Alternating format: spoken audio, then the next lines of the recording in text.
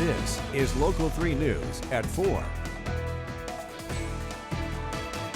Thank you for joining us for this second half hour. We have a special guest, as you can see right here in the studio. Chattanooga Mayor Tim Kelly is here to give us an update on how the city is doing. First off, we want to talk about the UAW and Volkswagen. They had asked the city council for support, and where do we stand on that, and what are your feelings?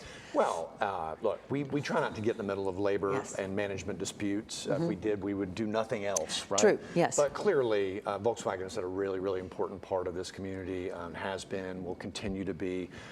So Mayor Wamp and I are on the same page with this one. I mean, we hope that they conclude something quickly. I mean, this has been going on for about a year.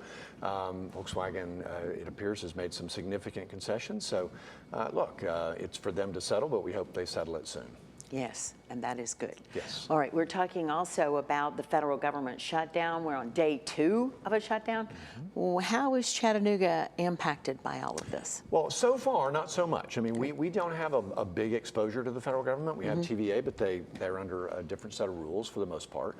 You know, if we were in a town with a big federal presence or, you know, a military base nearby, it might be a little different. But again, we are at some point, we will have issues with money running out for housing vouchers and money for women, infants, and children.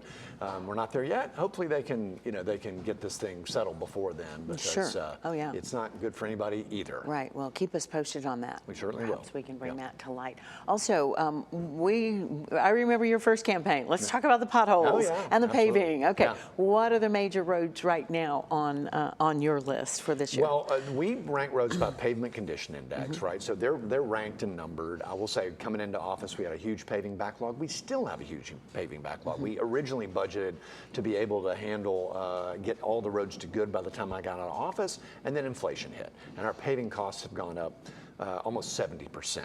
So that just means we can pave that many fewer roads.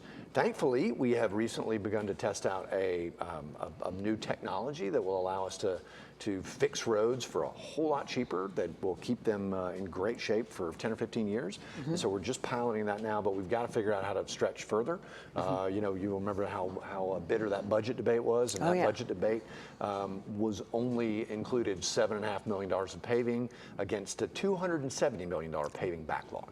So, you know, we've got a lot of work to do, but we're working as hard as we can to stretch the money as far as it'll go. You have to, right? Yes, we do. All right, we're talking about juvenile crime, and what's interesting is the city saw an improvement this summer in the statistics. We sure did. Super encouraging. You know, the work is working, as we like to say, and that is due to Chief Chambers and the Chattanooga Police Department, but also our Department of Community Health and Chris Sands and his group that call themselves the 423 Chainbreakers, working with youth and violence interrupters to stop violence before it starts and get to young men, and you know, it's largely a problem with young men, and make sure they understand the consequences of their actions. So yes, the numbers are well down. We had a relatively peaceful summer, certainly relative to the last 3 or 4. And in that last budget, we've got some money to expand that work. Certainly, so hopefully we'll continue to move in the right direction. Good. Well, that was a softball I just threw at you. Well, I appreciate it. Now here's a hardball. Okay. Everyone talks about the smell in Chattanooga. It's not constant. It's not always. We have a whole lot of tourists coming through, and a brand new baseball field opening up in April.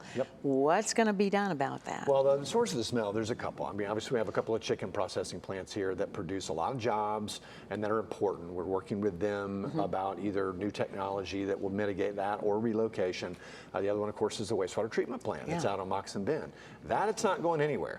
But we are installing new technology now. We're in the middle of that to improve the way that they call them literally digesters that break down all the waste and will produce compressed natural gas that we can turn into electricity or run the garbage trucks off of, and grade A biosolid that doesn't stink at all, that essentially could be sold as commercial fertilizer. So that project is underway. So again, don't know if it'll be quite done by the time the Lookouts cut the ribbon on the new stadium, which is remarkable, by the way, but it's going to be fixed within probably 18 months. I'd say that's promising news for Yes, it is. everybody, especially folks out driving at night. Yeah, it's over not near good. there. I mean, it's been that way for a very, very long Yeah, it time, has. but we are in the process of fixing it. All right. Well, good news for all of us, and tourists especially. Yes. You pull into Chattanooga, you don't want to smell it. Okay.